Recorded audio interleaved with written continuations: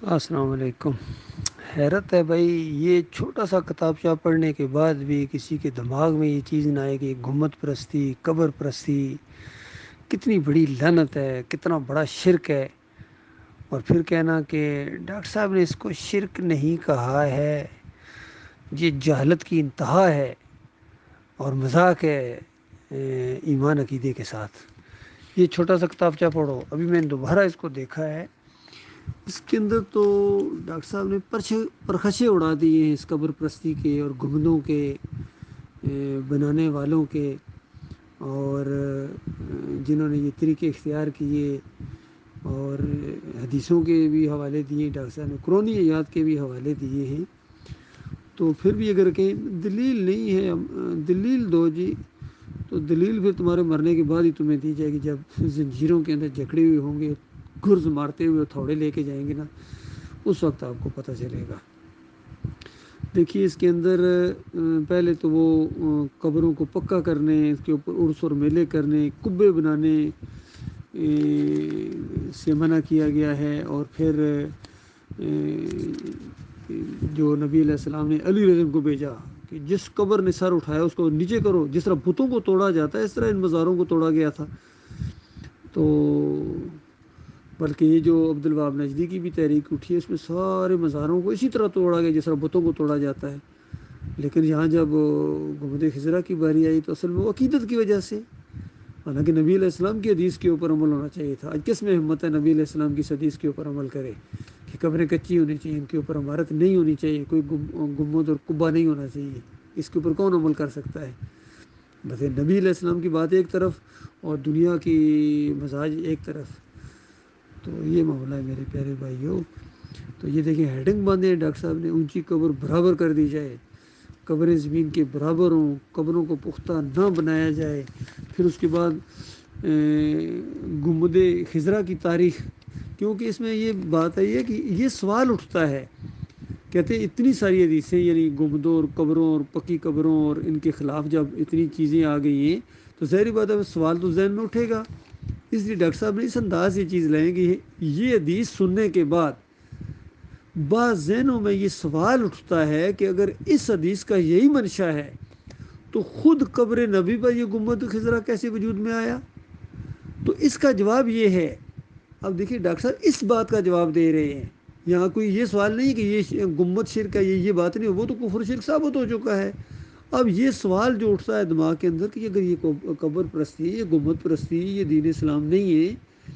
تو پھر نبی علیہ السلام کی قبر کے اوپر کیوں ہے؟ یہ تو سوال، پہلا سوال یہی اٹھتا ہے۔ تو اس کا جواب دے رہے ہیں کہ تقریباً 700 سال تک قبر نبوی پر کوئی عمارت نہیں تھی۔ پھر 668 میں منصور بن کلاون صالحی بادشاہ مصر، یہ مصر کا بادشاہ تھا، اس سے پہلے ذرا ترکوں کا نام لیا جاتا تھا، تو یہ مصر کا بادشاہ تھا جس نے کمال احمد بن برہان عبد القوی کے مشورے سے لکڑی کا ایک جنگلہ بنوایا اور اسے حجرہ عائشہ کی چھت پر لگا دیا،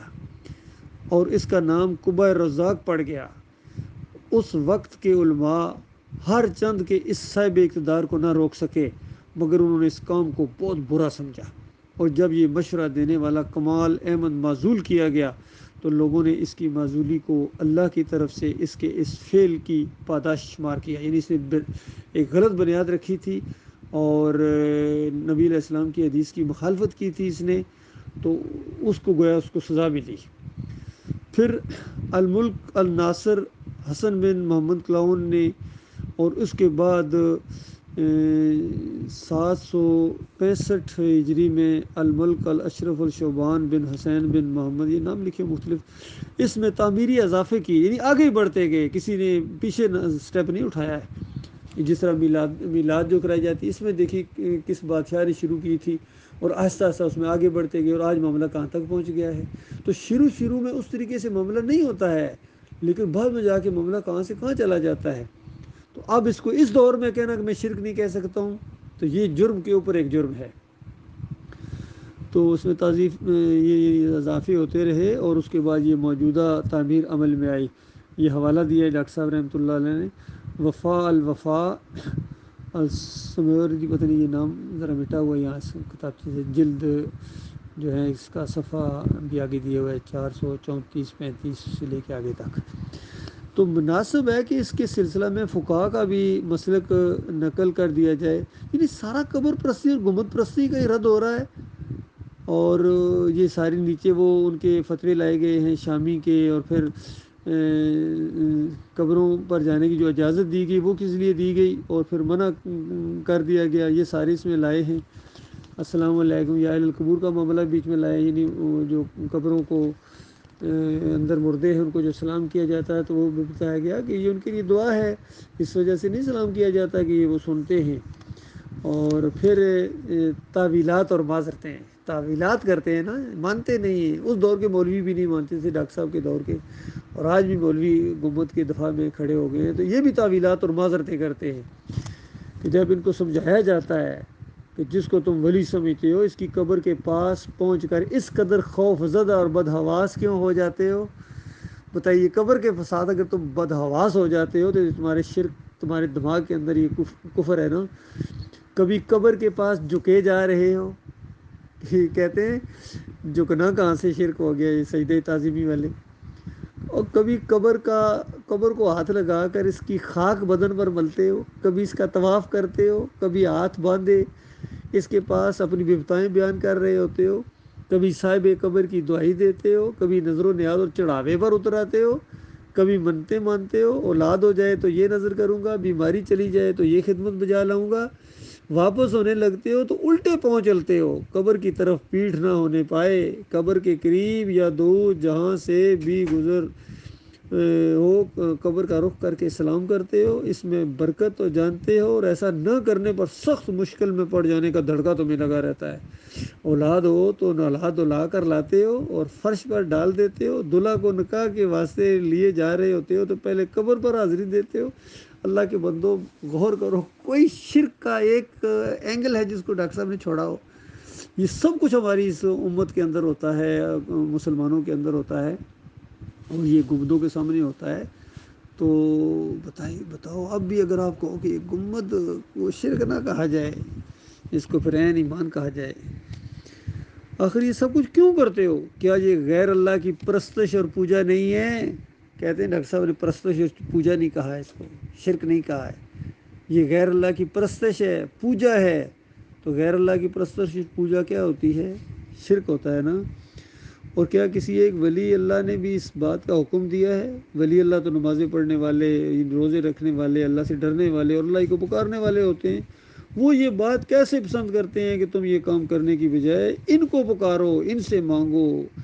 ان کی تو اللہ تعالیٰ نے یہ شان بھی آگے اکثر روایتیں پیش کی ہیں کہ اولیاء اللہ وہ ہوتے ہیں۔ پھر نیچے ہیڈنگ باندھا ہے اولیاء اللہ کے دشمن کون ہیں، کہ اولیاء اللہ کے دشمن وہ نہیں ہیں جو ان کی صحیح پیروی کرتے ہیں، ان کے نقش قدم کو نگاہ میں رکھتے ہیں اور ان کو ان کا اصلی مقام دیتے ہیں، بلکہ ان کے دشمن وہ ہیں جو ان کی قبروں کو پختہ کرتے ہیں۔ یہ اولیاء اللہ کے دشمن ہیں،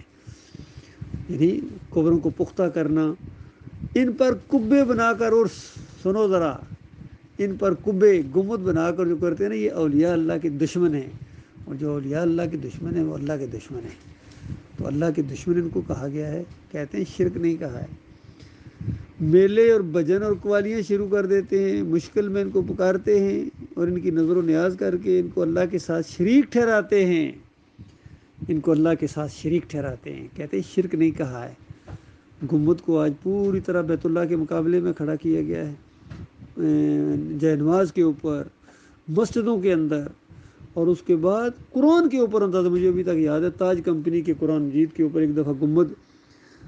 بیت اللہ کے ساتھ گنبد والا پرنٹ انہوں نے سعودی عرب میں آرڈر، ظاہر بات ہے سعودی عرب میں پرنٹنگ ذرا مہنگی ہے، کبھی کبھی وہ پرنٹنگ ان ممالک سے کرواتے ہیں تاکہ ذرا سستی پڑے۔ تو تاج کمپنی سے انہوں نے یہ قرآن پرنٹ کروایا، تو انہوں نے گنبد اوپر چھاپ دیا، ایک طرف بیت اللہ اور ایک طرف گنبد۔ تو انہوں نے واپس کر دیا آرڈر کہ یہ جو ہے یہ یہاں نہیں آ سکتا ہے کیونکہ فتنہ پھیلنے کا اندیشہ ہے۔ غور کرو ذرا، جو اصلی وہاں سے جائے اس سے فتنہ نہیں پھیلے گا، اور یہاں قرآن کے اوپر آ جائے گا تو فتنہ پھیل جائے گا۔ یہ حال ہے نمک حرام غداروں کا، تو یہ حال ہے میرے پیارے بھائی۔ کہتے ہیں شرک نہیں کہا، میں تو اب غور سے اس طریقے سے پڑھ رہا ہوں، اندازہ لگائیے اصل میں فہم بہت ضروری ہے بھائی، جب تک فہم نہیں ہوگا آپ یہ نہیں سمجھ سکو گے، یہ دعوت تمہاری سمجھ میں نہیں آئے گی، اور پھر الزام لگاؤ گے کبھی قرآن کے اوپر کبھی حدیث کے اوپر کہ نبی علیہ السلام نے کوئی نہیں کہا ہے، تو نبی علیہ السلام نے اس گھوڑے کو کہا تھا کہ شرک ہے دلدل کو پوجنا، نبی علیہ السلام نے کہا تھا کہ یہ کیا نام ہے، یہ جو نالین ہے اس کو شرک کہا تھا نبی علیہ السلام نے، بعد میں یہ کرو گے تو وہ شرک ہو جائے گا نا۔ اسی طرح ہندوؤں کے اندر اتنی شرک کی قسمیں ہیں جس کی کوئی حد نہیں ہے، تو بتاؤ جس شرک کو تمہارے سامنے آئے گا تو کیا ثابت کر سکتے ہو کہ نبی علیہ السلام نے اس کو شرک کہا تھا، اس مورتی کو یا کوئی اس علاقے کی خاص کسی چیز کو، عجیب عجیب چیزوں کو یہ پوجتے ہیں، چوہے کے بجاری، سانپ کے بجاری، تو گائے کے بجاری۔ تو اللہ کے بندو یہ دیکھو شرک کی پہچان پیدا کرو اپنے اندر، اور اپنے مالک کی غیرت اور اپنے مالک کے وقار کو بلند کرنے کے لیے توحید کی دعوت اٹھی ہے، رد شرک کی۔ تو اب اگر آپ شرک کا دفاع کرنا شروع ہو جائیں گے، شرک کو شرک ہی نہیں کہیں گے، جو شرک کو شرک نہیں کہتا وہ شرک کا دفاع کرتا ہے، اس کے اندر وہ شدت ختم کر دیتا ہے۔ جب بندہ اطمینان ہوگا، جب شرک نہیں، چلو پھر زیادہ زیادہ یہ ہے کہ نافرمانی ہے جی، کوئی بات نہیں، اللہ معاف کرے، تو یہی تو بتانا ہے کہ شرک ناقابل معافی ہے جب تک تم اس سے توبہ نہیں کرو گے۔ تو جو شرک کو شرک ہی نہیں سمجھے گا تو وہ توبہ کب کرے گا؟ اللہ کے بندو غور کرو، یہ سارے دلائل ہیں، پھر بھی اگر کہو کہ دلیل کوئی نہیں ہے، پھر اس کے بعد تمہیں اللہ ہی جب یہاں سے پکڑے جاؤ گے اسی ایمان میں شرک کی وجہ سے، اور شرک کا دفاع کرتے یا شرک کو شرک نہ کہتے ہوئے جب تمہاری موت آ جائے گی، پھر ہمیشہ کی آگ کے اندر اتر جاؤ گے۔ پھر واپسی والے سارے راستے دروازے بند کر دیے جاتے ہیں، کوئی واپس نہیں آتا ہے۔ ایک موقع ملا ہے، پھر ان لوگوں کے اوپر لعنتیں بھیجو گے جنہوں نے اس راستے پر ایمان عقیدے کی بات سمجھ آنے کے بعد بھی انہوں نے، پھر بے ایمانوں نے ایمان کے اندر جو وہ ایک جوش ہوتا ہے وہ ختم کر دیا تھا، تو پھر ان پر لعنتیں بھیجو گے، لیکن فائدہ کوئی نہیں ہے، سارے اکٹھے رہو گے وہاں۔ پھر اس لیے آج موقع ہے، توبہ استغفار کرو میرے پیارے بھائیوں۔